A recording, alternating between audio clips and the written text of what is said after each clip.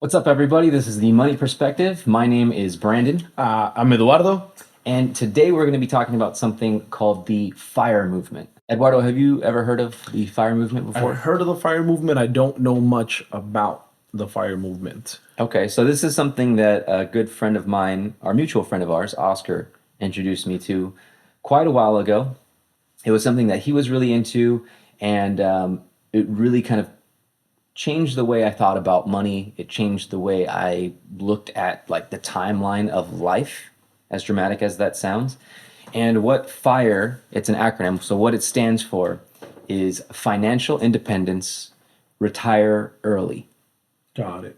Two main things that I think are the foundation of it. One is to be very intentional with what makes you happy and how much money you actually need to live a happy life. So, kind of touching on an episode that we did earlier in terms of what is a comfortable living, that Right. type of thing, being very intentional and thoughtful about that. The other thing is, the second half of this acronym is retire early, right? Yes, sir. And in that same ethos of being intentional, it also talks a lot about doing work even after you're retired because work is much better when you don't need the money. Makes sense. So, a lot of people have this idea that like, what am I going to do when I'm retired? Like I don't want to just sit around all day. And a lot of the people that are really focused on this FIRE movement are driven by this idea that like, well, it's not about not working. It's just about not needing to work for the paycheck. So you can actually work on whatever you really want to. Right. Exactly. Now, one of the biggest names, or at least the one that I was introduced to this movement through, is a blogger called Mr. Money Mustache. Yes, sir. I actually don't know his real name. It is out there, but his blogger name, his website is called Mr. Money Mustache. It's an old website at this point, so if you go on it to this day, it looks like it was made in the early 2000s. But there's really good information in it, and he built this big following, and at least was one of the spearheads behind that way of thinking. And a lot Mr. of Money Mustache. yes. All right. Have you heard of that name before? No, I have not. It's definitely something good to look into.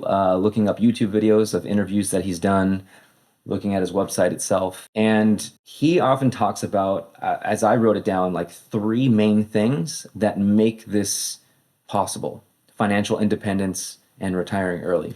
First, I guess I should say is, what is financial independence? We want to define that. Yeah. What is financial independence? So I think in this sense, financial independence is broadly defined as not needing to put in your labor in order to survive and live your life. Got it. Right. So And generate income.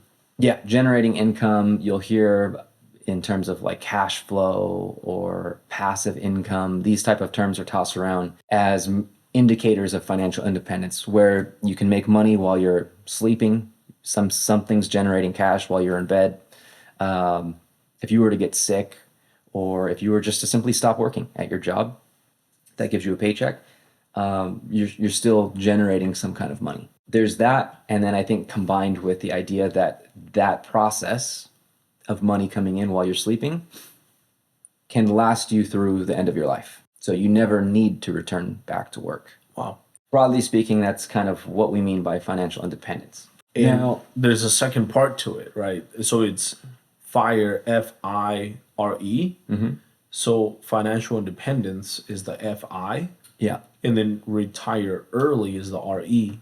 yeah. How do you define retirement? Oh, that's good. early? Yeah. So to define that, I think, obviously that could mean different things for different people, but generally speaking, we'll have to look it up at some point. But I think the official retirement age in the US is like 65, maybe as high as 70. It's in that range, right? And that's the official retirement age, which means you can officially apply for Social Security, which is when you're going to get a government paycheck coming in, even if you're just sitting at home on the TV or on the couch watching TV. Heck yeah. So that's the official retirement age. But retire early technically just means anything earlier than that. Now, Mr. Money Mustache is an example, or he gives his own personal example of having that process start, his retirement start at, I think, the age of 31. Wow. 30 or 31. Literally halfway there. Yeah. Or other people that talk about it often talk about retiring in their early 40s, which is a huge difference. Just as a quick aside, like I know people in my own family that they're like almost at retirement, like a few years away from retirement, but you can tell waiting just a few years, what sounds like nothing, if you're at the edge of your, working life, you're Yeah. getting older, your bones are starting to hurt, like all that stuff. A few years, it feels like an eternity Right. if you don't want to be doing that job anymore. So to be able to retire early is a big, big deal. Yes, sir. So how do you do it, right, is what we're going to kind of talk about. And there are three main things that can get somebody to this fire thing happening in their lives. The first one is living well below your means. Got it. To expand on that, say you're used to going to the restaurant every Monday, Wednesday, Friday.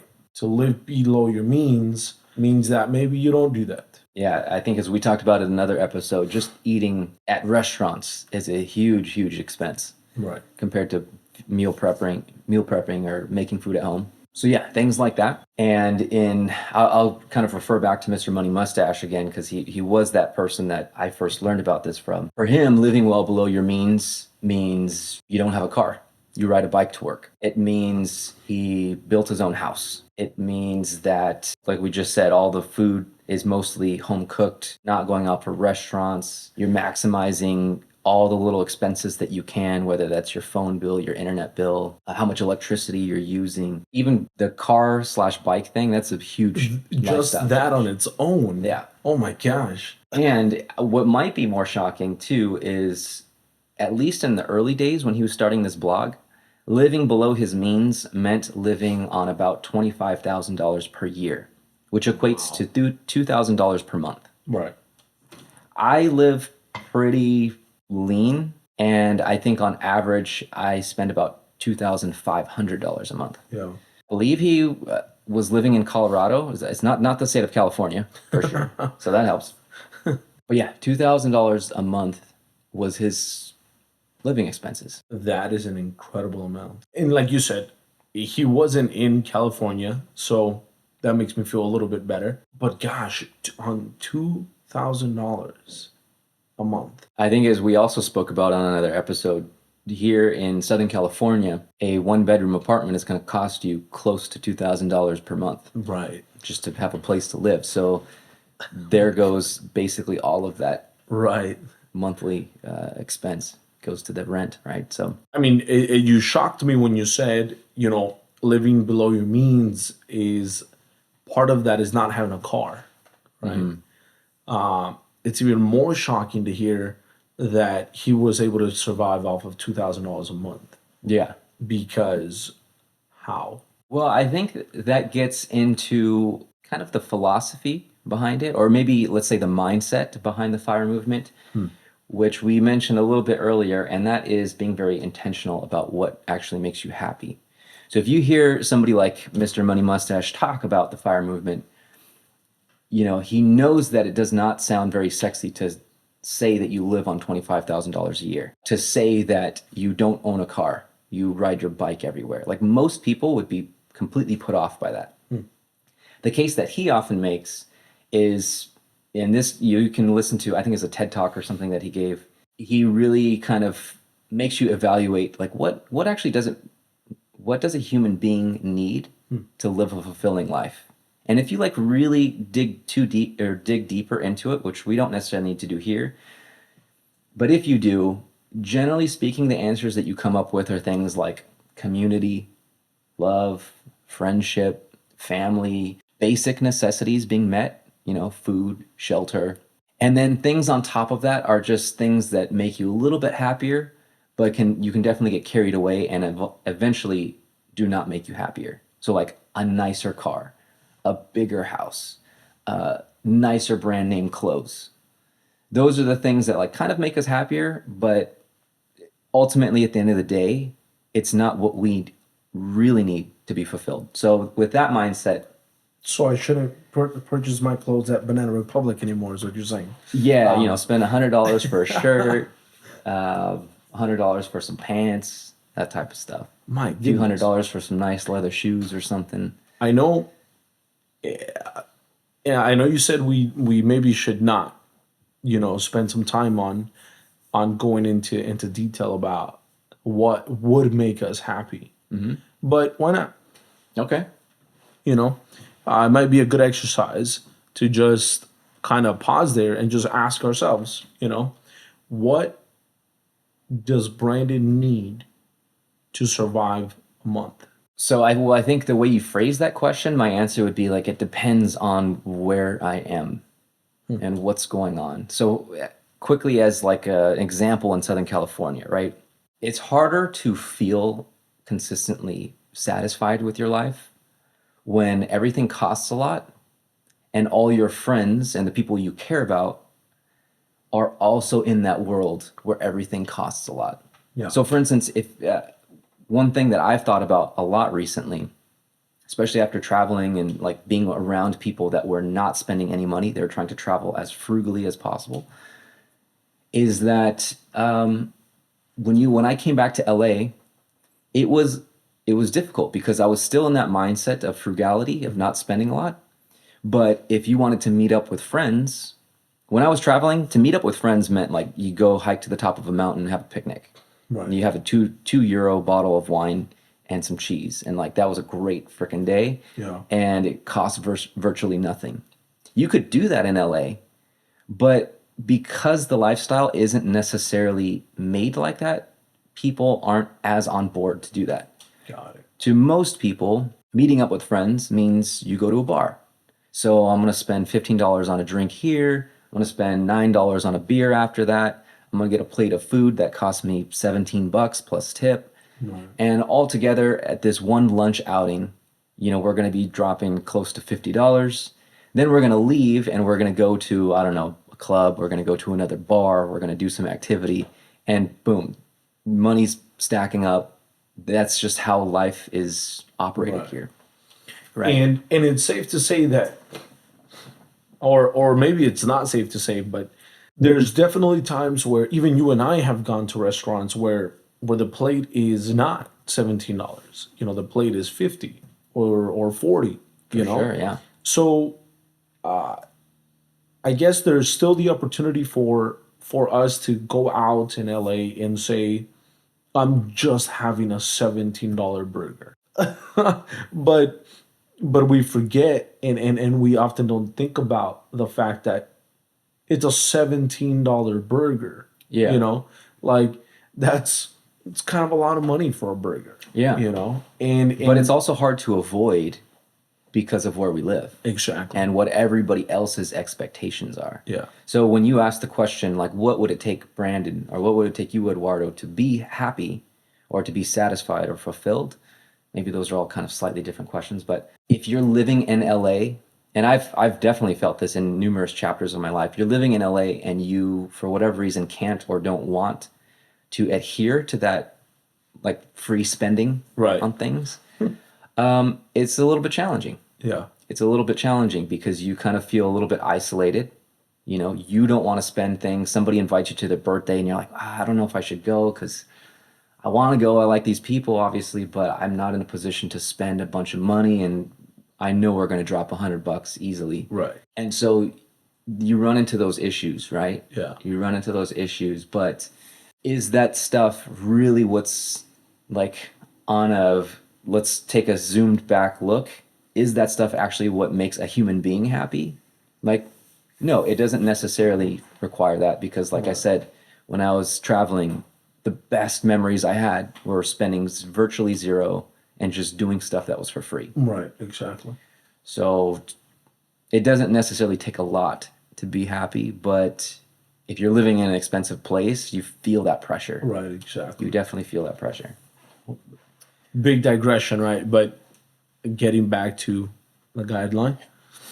Yeah, and well, one last thing I'll say too, we brought up that idea of Mr. Money Mustache not owning a car, or at least at that time didn't own a car. I don't know if he does now.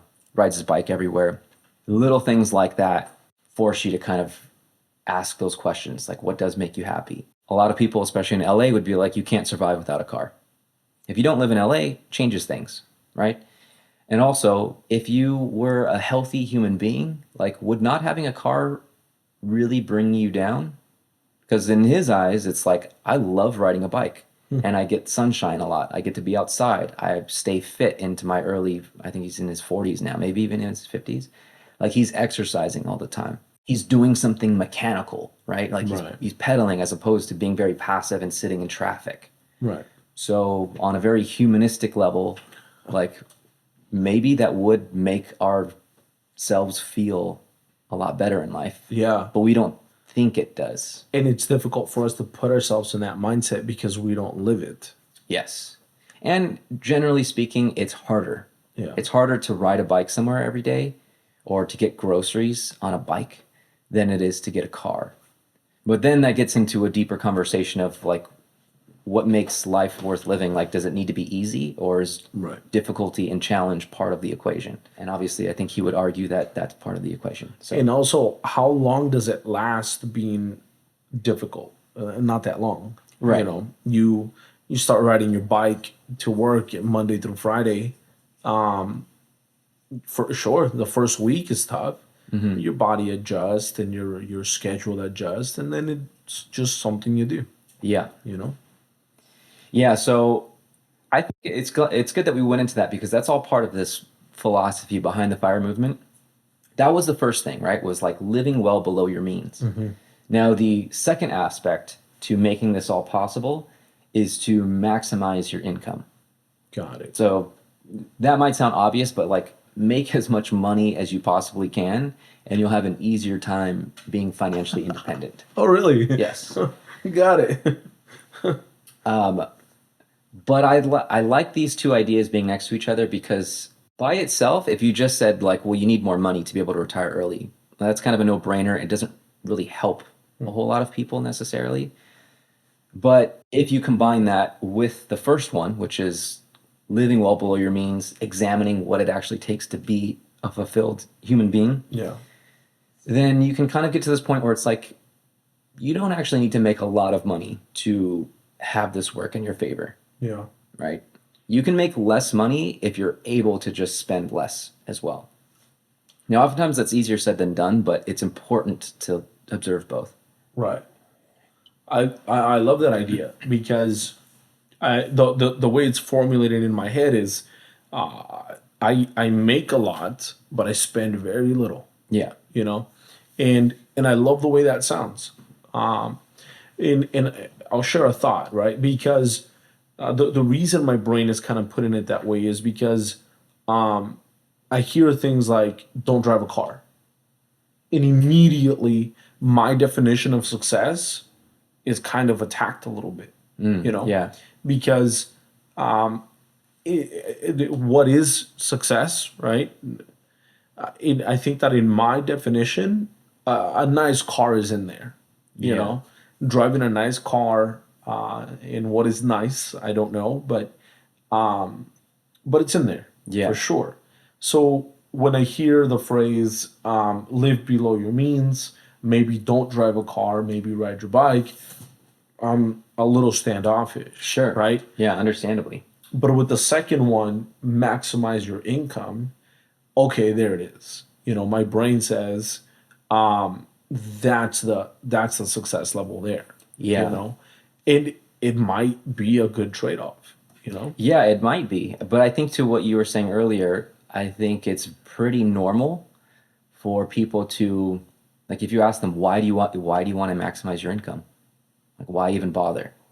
Generally speaking, it's because you want more and nicer things. Right. Right? You can afford more things. If you're making more money, you know, it's pretty common that one of the first things people will do is like, well, I've been driving this beater car for years. I would love to get a new car. Yeah. Let me get a new car. Then, of course, you buy a house. Like, that's something that everybody for sure needs. They need shelter. But you buy a house, maybe you buy a nicer house. Yeah. Or you go for a slightly bigger house because you just got a raise. You're like, yeah, let me get the one with the pool in the back. Let me get the one with the extra bedroom, whatever. I have been driving a beat up car for a very long time. Yeah, and no one would fault you for feeling like, man, one day I'd like to feel great when I get in my car. Like it's nice leather. It's like I mean, I it's a feel great fast when I get in my car. car. There's no trouble about that. I guess I'm just saying, maybe in some way I've almost implemented that where I don't need a brand new car. Right. You know, I don't. I gotta get from A to B, get me there, I'm fine. Well, You then know? the real test would come if, let's say, your income doubled overnight. Yeah. Would you get a nicer car at that point? That's where the test would come. You might say yes or no, but I think this fire movement philosophy type of mindset would say no. I will keep that beater car even though I just doubled my income, because in this mindset, making more money, the reward for it is not nicer things. Yeah. The reward for making more money and maximizing your income is I will have a quicker path to never needing to work again. Makes sense. And Retire to retire early. And as long as you can always maintain that mindset of like, yeah, I'll keep driving this 2003 Honda Civic or whatever it is, not that that's you, but just like an old car, right? Old cheap car. If you always maintain that mindset, then you can retire earlier for a longer period of time. Warren Buffett Yeah. drives a Toyota Avalon, I think it's called, right? Is that what he drives? It's an old car. Yeah. I think he's lived in the same house for like almost his whole life in I forget which state it is, but it's a very cheap state. Omaha, Nebraska. Yeah. So he's a great example of somebody that maximizes his income. That's for Right. sure. But anyway, so back to that point, maximize your income. Obviously, the more money you can make, the easier it'll be to retire. Now, in his case, he was a computer programmer. So he was making good money, like six figures. It's way easier to save money and, put that towards the next step that we'll talk about when you're making six figures, when your partner is also making six figures. So obviously it's a way easier time. But that doesn't negate the first point, which is like still keep your expenses lower and always strive to maximize your income. Yes, sir. Then the third point is with that maximized income and with that all that savings that you've made because you've been living well below your means, because you've changed your mindset, you have the third, which is invest as much as possible. For Mr. Money Mustache, investing as much as possible, I think meant 64%. Is that what it is? I feel like it was even more than that, actually. Like people will throw out numbers like 64% of all of your income goes towards investments. Damn. Now, you and I just did a podcast episode where we're talking about like 50% of your income goes towards rent. Right. Right. So imagine that happens. 50% goes towards living expenses. Sorry, not just rent, but living expenses. And then the other half goes towards investments, or even cutting down those living expenses even more. Yeah. And then more than half of your income goes strictly towards investments. That's the third part of the equation. So you double your income overnight. Instead of going to the dealership and getting a new BMW, you say, awesome, I'm going to double the amount that I'm going to invest every single month because that's going to allow me to retire earlier. Love it. That's the mindset. Love it. It's an incredible thought. And to give an example, right? It's tax season, and a lot of people are getting the checks back. You know, you overpaid in taxes. Here's some money back, and you go on Instagram, you go on Facebook or anywhere, social media, and you start seeing the memes pop up.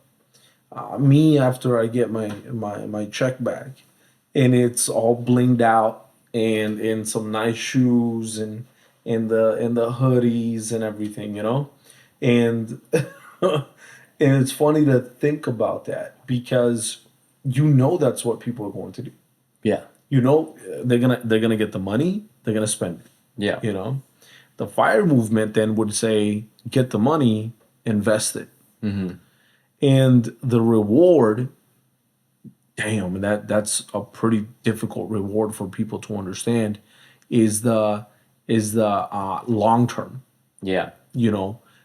10 years from now? Yeah, that's definitely something tough to kind of wrap your mind around if you haven't practiced it. So an example of that is there's this famous experiment that I don't know when it happened, but have you heard of it? Where it's like they did this experiment with children where they give them a marshmallow or they put a marshmallow in front of them or some Oh, yeah. candy, and then they say they're going to leave the room, and if when they come back, if it's still there, they'll get two marshmallows, Right. or two pieces of candy or I something. have seen that. And some of the kids can't help it; they have to have it now, so they'll eat it. Yeah. And then other ones will hear what the words were said, and they'll wait and they'll get double later. Yes, sir. And I think there was some kind of correlation between the kids that were able to withhold that gratification having, I don't know how they measured this, but like having more success in later in life as adults. Wow. So it's that idea, right? Like you get that check back, that tax refund. I've heard that it's a rational thought to have where it's like you've been working hard, life is kind of tough, you're not exactly where you want to be, you're tired, you're stressed out. It's really hard not to get some kind of gratification, Right. right? To just say, okay, I feel this way, let me just keep feeling this way because I'm waiting for something intangible in the future Yeah. versus like, let me go shopping right now. It feels good. It feels good. Yeah. It's here. It's now. Let's do it. Exactly. So it's tough. It's tough, but that's why this whole fire movement thing is, well, one, it's like it's a movement, right? It's Right. people that are energized about an idea, Yeah. is because it does kind of take like an idea to spread. It takes it to take root and change. And I think that's what's happening here, what's happening with this movement. So the last thing about this fire movement is that you might be asking yourself, well, how do you invest? Like, what does that Right. even mean? People just say invest your money. Like, okay, well, can't you lose money when you invest money? Like, that doesn't sound like something I want to do. Yes, sir. And there could be a number of different answers to that question. But I will say, just as this video is kind of a general introduction to the idea of the fire movement, the way that many people promote investing is just simply with slow, boring investments, usually in the stock market. Got it. Most people that talk about this, and again, I'm not passing judgment on whether it's right or wrong, but the general idea is that you invest in usually index funds. So you go onto like Vanguard or some other websites that have all these funds that you can invest in, and you pick one that it has a list of stocks in it that is generally like it matches the S&P. So it's like the top 500 companies in the United States. And you invest in that because it's well diversified in terms of stock assets. It's well diversified in terms of what companies are in that index. And generally speaking, if you zoom back and look at the performance of like the S&P 500, even though it has ups and downs, peaks and valleys, zoom back far enough and you see that there has been a steady upward trajectory Yes, sir. through time. So people will say, within a 30-year period, for instance, if you invest your money into the S&P 500 or something that mimics it, you're looking at about 6 to 9% returns on average. Wow. Put that in perspective, like how much do you get when you put your money in a savings account in the bank? How much do they pay you in interest? Less than 1%. Less than 1%, right? So you're making like, I've seen it on my statements, they'll be like pennies. Like, oh great, I made like 20 cents. Sweet. But this is something where 6 to 9%, you can use that. You can account for a 6 to 9% average. You can plug these numbers into like a spreadsheet, which can be easily found online. You don't have to make the spreadsheet yourself. And you can actually use that spreadsheet and basic math to plot out like how much money you'll have after a 10-year period, after a 12-year period, based on how much money you're putting in and this kind of 6 to 9% average expectation. Right. And if you continuously grow your income, the amount of money, even though the percentage might be the same, because you're maximizing your income, the amount of money grows that you're investing. So sure, you're getting 20 cents back. Let's say you maximize your income, you start putting more money in all of a sudden it's nonsense. Yeah, Love that. it's compounding. So it's this snowball effect and it builds and builds. Well, now you might be asking too, is like, okay, so you're telling me to invest. I would hope to expect an average of like 6 to 9% returns on my money that I'm investing. When is it done? Like when can I retire after all that investing? Well, in order to do that, you'd kind of have to go back to step one, which is like living below your means. How much does it actually cost you to live a happy life?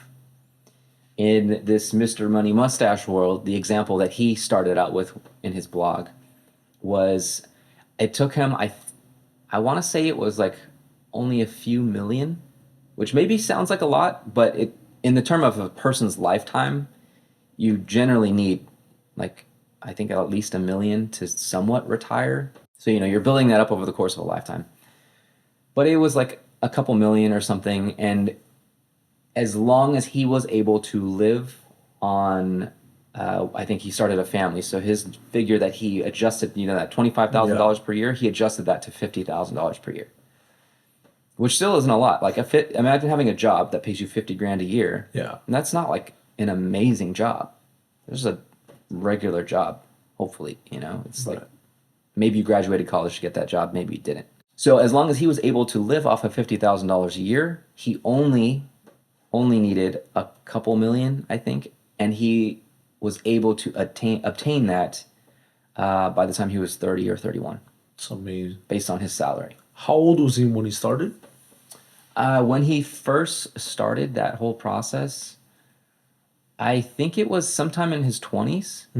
One thing that he talks a lot about, like he'll give this whole spiel about like everything that we covered, and say that, or I heard him say that if you follow these things, these 3 steps, you should be able to retire yourself within 10 years. Wow. If you start now and you work efficiently through those 3 steps, maximizing your income, living below your means, investing, you can possibly retire yourself within 10 years. Wow. Yeah. So it was in his early 20s. By the time he was 31, he officially retired. He goes on to say that he retired, but because he evaluates a lot about like, what does it take for a person to be happy, to be fulfilled? Yes, sir. It by no means meant that he stopped working or just like laid on a beach somewhere. It means that he started building houses. He spent way more time with his son. And he often says he likes to do things that are difficult and like kind of manual labor, which is kind of super ironic. Usually we think of manual labor as something you do because you have to, because you're just trying to make ends meet. And this is somebody saying that like, yeah, that's true. But if you don't need the money, like you're not just doing it to survive, manual labor becomes a lot more fulfilling. Like building your own house becomes a lot more fulfilling when you're not doing it because you don't have money at all. Right. You're doing it because this is like a cool skill. It's stimulating your mind, your body. So It's amazing. yeah. Dude, thank you for covering this because it definitely gets my mind kind of rolling, I'm about to be 30 and to retire by 40, that'd be nice. And like you said, by that time, to be able to spend time with kids, let's go, hopefully my own. Yeah. And it's an incredible thought, one that I haven't had before. And I think that as we get older, we start paying more attention to these things, so something like the FIRE movement, it's a good thing. Yeah, definitely. The last thing I'll say is that I would urge anybody that's listening to this that is in their 20s to really think about it and kind of, I use the word like meditate on it. Like just sit with yourself and really think about it. Because I remember learning similar things about like personal finance when I was in my 20s. And perhaps naively kind of just, having that mindset of it all just seems in the future. Right. Like I'm going to try to find a way to get rich now. I don't want to wait till even I'm 40 or 50. Maybe I'll just try to do something that'll make me a bunch of money. I don't have to live below my means. I don't have to think about investing. Like I'll just figure out an idea that will like skyrocket me there. Yeah. And for those people, would you be open to just very quickly, 2 minutes, go over the three topics again? Just kind of like summarize what they are. Oh, yeah. So, I mean, living below your means, which means evaluating what it takes to actually be happy, being okay with not needing that extra nice car, limiting the amount of times you go out to restaurants each month, that type of thing. Living below your means. The second one is maximizing your income. That's the one that usually people think of when they think of, I want to have financial independence, I want to get rich, I want to have a happy life. They think, I got to be a doctor, I need to be a software engineer, or I need to get rich being a musician or an athlete or something, right? That's usually the one people focus on. Yes, sir. But it is part of it, maximizing your income. And then the last part is investing as much as possible. So 60% or more of your income, putting that towards investments. Which takes you back to the first. So if 60% of your income is going into investing, you need the rest of the 40 to be able to survive. Yeah. Yes, sir. Well, thank Yeah. you for summarizing that. Let's give it a shot. Yeah, well, so I was saying, for those people that are in their 20s and they're thinking like, that's 40s and 50s, that sounds so old to me. I want to get rich now. Right.